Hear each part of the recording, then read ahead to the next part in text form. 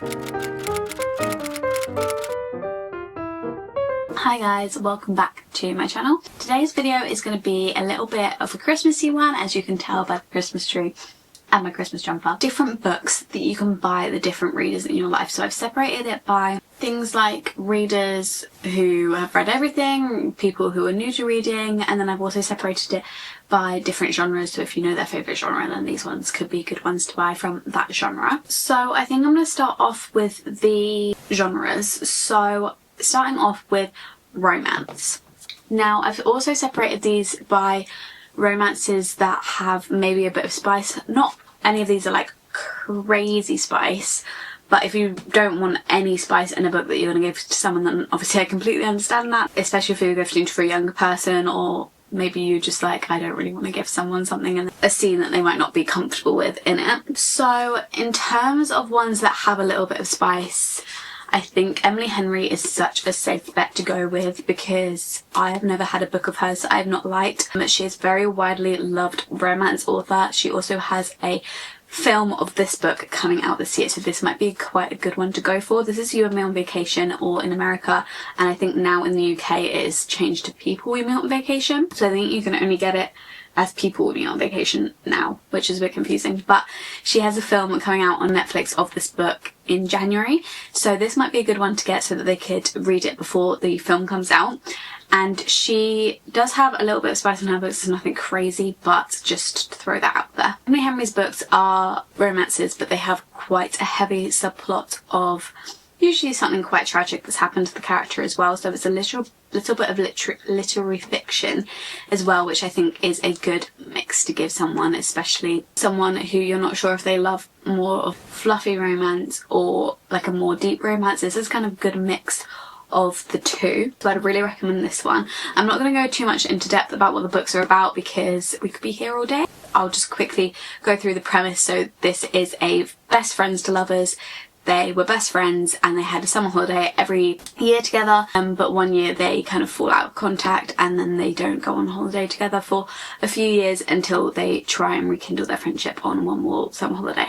Next one I've got, I don't have with me, but that is Love in Other Words. I do believe this has a little bit of spice, maybe, but again, not much. This is another friends to lovers, and this one is a second chance romance, so kind of similar to People Meet on Vacation, where it jumps between timelines of when they were younger to now. In this one they actually used to be together, so it's kind of like childhood friends slash lovers, and then they grow up and they've grown apart and they haven't seen each other in so long, and you're also trying to figure out like why they kind of fell apart. Last one I've got that does have maybe a little bit of spice in, You Deserve Each Other by Sarah Hogle. Everyone I've ever told to read this has enjoyed it, so I feel like this one's a bit foolproof one.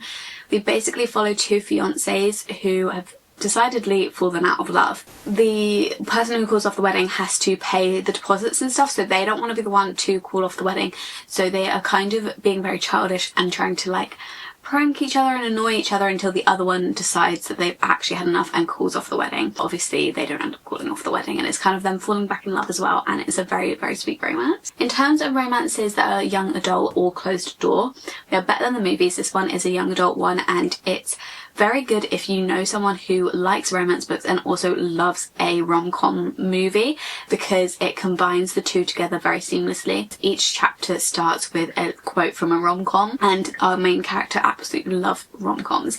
They are in high school, so it's a little bit younger. Two neighbours, and they have always had a bit of a rivalry with each other, so it's kind of enemies to lovers, and they go to high school together. It's kind of like the plot of The Duff, where he's trying to get her a date with his friend. In the end, they end up falling in love with each other, and the friend wasn't actually meant for her. And then the last romance I have is The Flat Share. This isn't young adult, but it is closed door. It follows Tiffy and Leon, who have a flat together, but because they work different shifts, Tiffy works daytime and Leon works nighttime, they never actually see each other, and they just end up leaving post-it notes around the house, but they've never actually talked to each other, and they kind of communicate between post-it notes and kind of become closer between post-it notes, and it's really fun. If you know someone who loves romantasy, they've probably already read these next two ones that I'm going to tell you about, because these are the biggest ones, but if you know someone who wants to get into romantasy, then these are great ones to get them, because they'll be the ones that they have seen going around and that they want to read. Firstly, Fourth Wing. This is very, very popular at the moment. It is probably one of the most famous romanticises. Follows Violet Sorrengail, who is attending this war college, and this war college is separated into different quadrants, and she believes that her whole life, and she trains her whole life to go into the scribe quadrant, but her mum ends up entering her into the rider's quadrant, and you have to do a load of trials to eventually get to ride a dragon, and if you don't succeed in these trials, you either don't bond a dragon or you die. So it's kind of like you have to pass these trials, and so she has to end up using her wits and her brain because she doesn't have a lot of physical strength to pass these trials, and it's very fun and interesting. But yeah, this one does have spice, so be careful there. Actor, which is also I'd say maybe this is actually more famous than Fourth Wing, and this is by Sarah J Maas, and this one again, it does have a spice. We follow Feyre, who is a human, and she has to support her family because her family are very poor, so she goes out hunting all the time to get food for her family, but then one day she shoots a wolf in order to eat the wolf, and that wolf actually turns out to be a member of the Feywild who has just shapeshifted into a wolf, and so as punishment it's kind of like a Beauty and the Beast retelling, and she has to go to the Spring Court, which is in the Feywild, and she is like trapped in this castle. So if they are already versed in the world of romantasy, these three are still quite popular, but they're not anywhere near as popular as those ones. So they might have heard of them, they might be on their TBR, but they might have not read them. If I can get to them, that would be great. Oh my god, I'm being attacked by books. First one I have is Powerless. Again, this is a very, very popular TikTok book, and so they might have already read it. This one is young adult, so there is no spice. In Powerless, we follow this girl called Paydam, and she's an ordinary, she has no powers, and in this kingdom that is now illegal. You are not allowed to have no powers because it's full of elites, people with powers, and they believe that the ordinaries diminish their powers, so you are not allowed to legally be in this kingdom if you're an ordinary. So she has to pretend that she has the power of being a psychic, which her dad taught her so that she could stay in this kingdom and grow up here. But she lives in the slums, and one day the prince comes to the slums and he ends up getting robbed, and so she saves him, and in return she gets entered into these trials, which are a very elite thing. The best of the elites get entered into these trials, and it's actually like an honour, so it's like her reward to be entered into these trials, and she enters into them with the elites of the elites. The prince is in it that she saved, and they kind of team up and try and get through these trials together. We then have The Cruel Prince, which is another young adult, and this one is a little bit less romance heavy, especially in the first book, focusing on the whimsicalness of the story. This one follows Jude, and she is a very badass female main character. So if you know someone who would like that, then this is a very badass female main character. And her sister are human, but they get kidnapped and taken to the Feywilds, and that's where they grow up. And they go to school here, and they go to school with all the Fey, and all the Fey don't like them. They just don't like humans in general. There's a very interesting part of this book where the Fey cannot lie, but obviously the humans can. So they just don't trust them, they don't like them. There's not much more I can say about what happens in the plot. It's kind of like they go to balls, it's very whimsical, but the plot develops more in the second and third book. We also have Dance of Thieves. Now this is also young adult, and it's a little bit less fantasy, it's a little bit more historical romance, but there is an element of fantasy in here. I think this is probably the least popular ones of the ones I've said, so might be your best bet. And this one follows Iris and Roman, and Iris and Roman are like rivals at work. They don't get along at all, but one day Iris's brother gets drafted to go to war, and so she ends up writing on this typewriter letters to her brother. It's like a magical typewriter, and the letters get delivered by themselves, but they end up going to Roman instead of her brother. And then she obviously knows she's not writing to her brother anymore, but she doesn't know who she's writing to, and they just start this little correspondence back and forth. And Roman kind of knows that it's Iris, and Iris doesn't know that it's Roman. I really, really enjoyed it. Okay, in terms of just fantasy with no romance, I honestly haven't read a lot of these. This is kind of my aim to get more into them in the new year, but there is one that I've read that I really enjoy, if I can find it. That is The Night Circus by Erin Morgenstern. This, it kind of has a tiny weeny bit of romance, but like that's nowhere near part of the plot, and it's not really like a typical romance plot. So The Night Circus is kind of not much plot. So we follow this circus, and that is the only like fantasy thing about this, is this circus. It's basically an historical fiction again, but we have this circus that kind of just appears overnight in different places, and people just think that everything that goes on here is just like a magical act, like a normal circus, but really there is magic that happens here. You follow loads of different characters, there's loads of different little plots that go on, but the main plot point is that we have these two men who make a deal that they can train up these two young children to be able to duel each other to the death, and then whoever wins obviously wins the bet. But these two people kind of become like star-crossed lovers because one of them has to die because they have to duel each other to the death. It's very interesting, I really enjoyed it, but there's not too much plot. In terms of literary fiction, I kind of just got like authors. I think these are the best authors for literary fiction, especially if they're just getting into it. If they have been reading literary fiction for a while, then these might be already read by them, or maybe they are interested in a different type of literary fiction, but I think these are a good introduction to literary fiction. At least they were for me anyway. Taylor Jenkins Reid.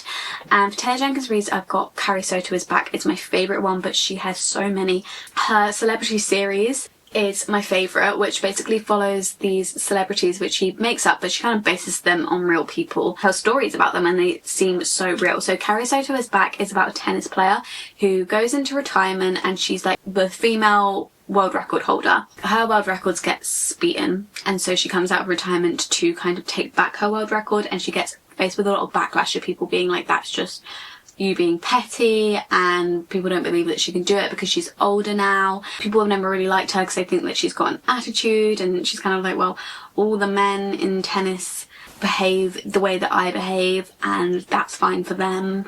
And you see all these newspaper clippings of like the double standards and stuff, and it goes through her training to be able to compete in these tennis championships, and then it goes through the tennis championships as well. And I like tennis, like I play tennis. One of my activities that I do in the week is play tennis, but I wouldn't necessarily say I play.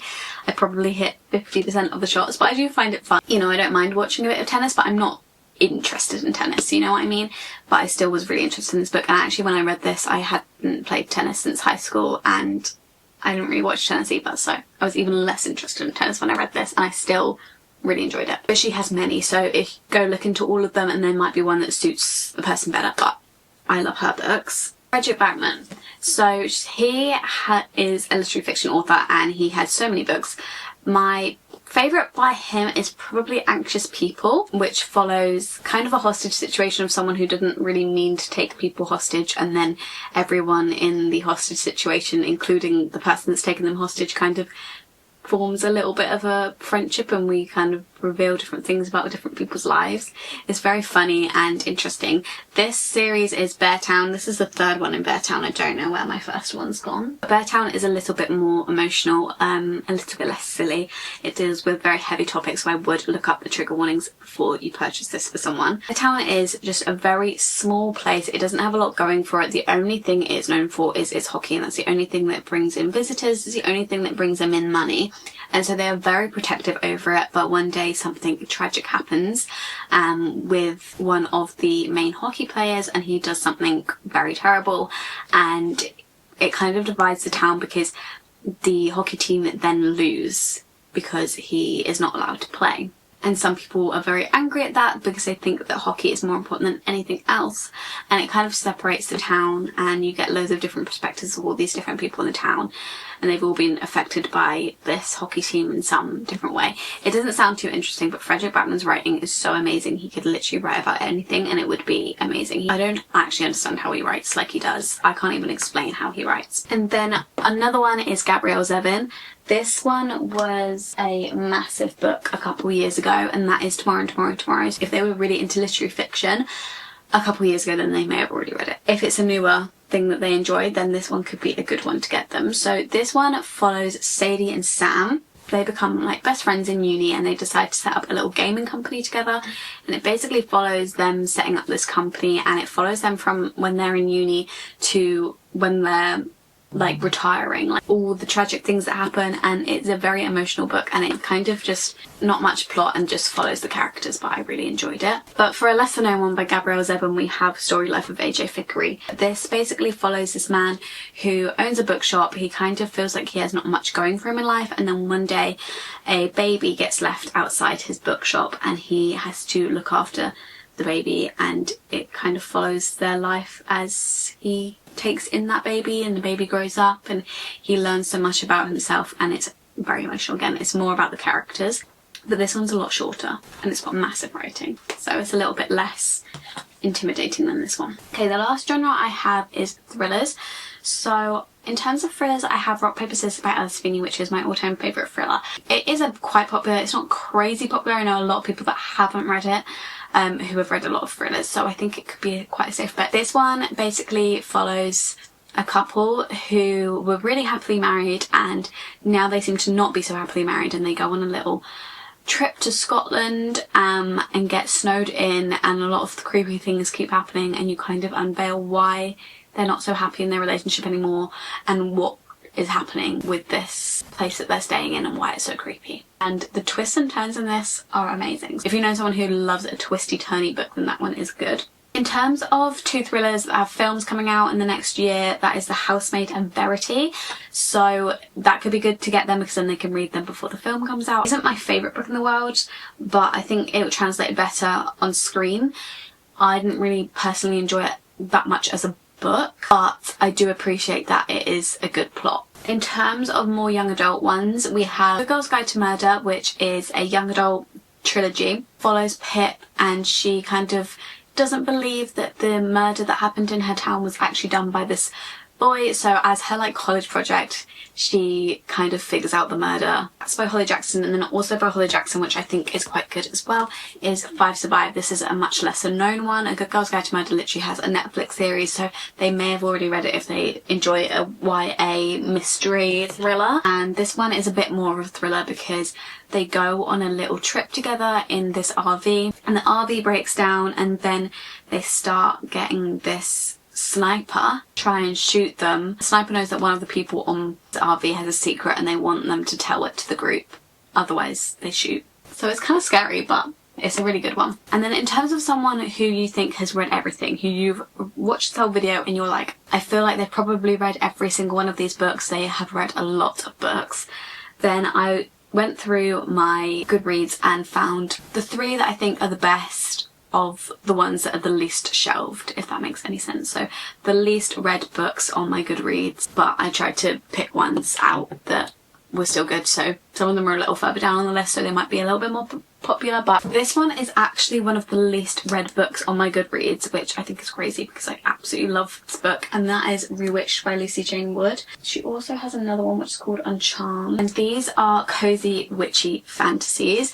So they follow a witch who has to kind of hide her powers in the real world, and they have some sort of dilemma that they have to go through. If you think someone might enjoy a cozy read. Another fantasy which is Anatomy by Dana Schwartz, and this one is set in 1817 Edinburgh, and we follow this girl who wants to be a physician, but you're not allowed to be a physician as a young woman or a woman at all in this day and age, so she kind of has to practice in secret, and she makes a deal with this grave digger who's someone who literally digs up bodies and sells them, but that she needs his bodies in order to practice because no school will let her join and practice. And then a romance that is the least shelved is Just Last Night by Barry McFarlane. Quite sad. It follows a death of a best friend, so obviously that's a little bit of a trigger warning. Her best friend dies and she's kind of navigating life after that, and she has this like massive crush on one of her other best friends, but he has a fiance and there's kind of a bit of a drama there. It's kind of a more deeper romance, kind of like an Emily Henry one, so if you think that they've already read every single Emily Henry, then they might enjoy a Barry McFarlane. And then for someone who is just getting into reading and you think that maybe they would benefit from an extremely popular book to get them into it, or they just need a book that will hook them and get them into reading, The Hunger Games.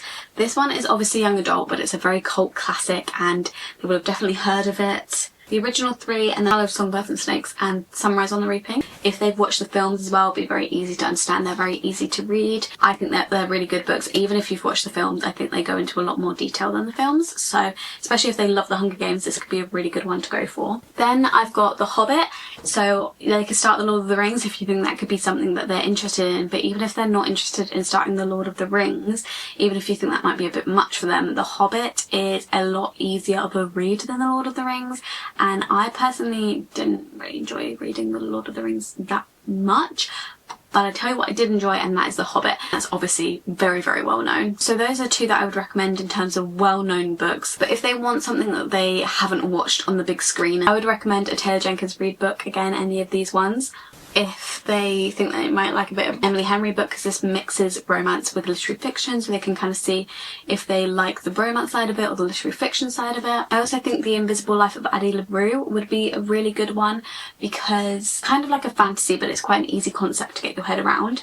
We basically follow Addie LaRue, who made a deal which means that she is always forgotten by everyone she ever meets. So as soon as they turn her back on her, they forget who she is. So she goes through life, she never dies, but she's never remembered, and it kind of follows her doing all these different things and kind of getting sick of never being remembered. Like, it's fun at first, but she kind of gets sick of it, and then all of a sudden there is this boy who does remember her. Very interesting premise, so I think that that could really grip someone who's just getting into reading, because it's such an interesting premise. And those are all the books I have to recommend. I know I just kind of like talked at you, but I hope that you found something. If you have any more recommendations for books for people to get for Christmas presents, please leave them down below. It can be a very tricky thing to get people books and to know what books to get, so I hope this video has helped in some way. If it did, please give it a thumbs up, subscribe down below and turn on post notifications to get notified every time I upload, which is every Sunday. And if you want to, you can follow my Bookstagram and my book talk, which is at _libraryofeden. And I'll see you in my next video very soon.